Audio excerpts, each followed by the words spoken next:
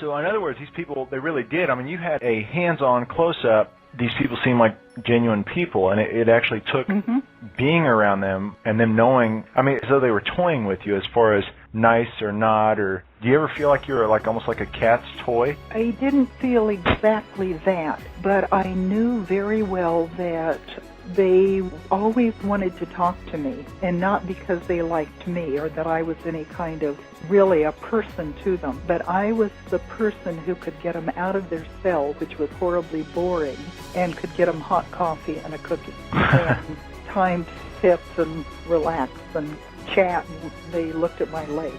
Yeah. Have you run across anyone like women's type groups or advocacy type groups asking you to talk on the subject so people can start understanding the serial killer motif or modus operandi?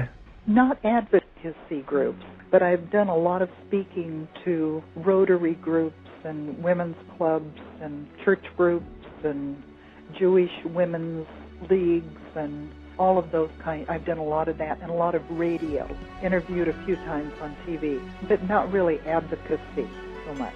Mm-hmm. What are people's take on this subject in general? I mean, do they walk away going, my God, it could be anyone, or do they walk away shocked that you can talk on the subject?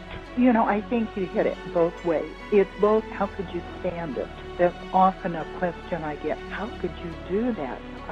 How could you sit and listen to these murders talk all the time? How could you do that? And also, I think they go away with a little more appreciation that anybody can be vulnerable to these. They're predators, is what they are. And I think they do have a little more sense. And I hope that most of them always walk to their cars looking around for strangers and having their keys in their hands. So I'm hoping they learn those lessons. Did any of them ever try and pick up on you? Oh, yeah.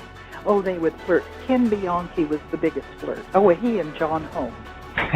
Johnny Watt. Watt. John Holmes. Oh, Johnny Watt. God love Johnny Watt. He was my favorite.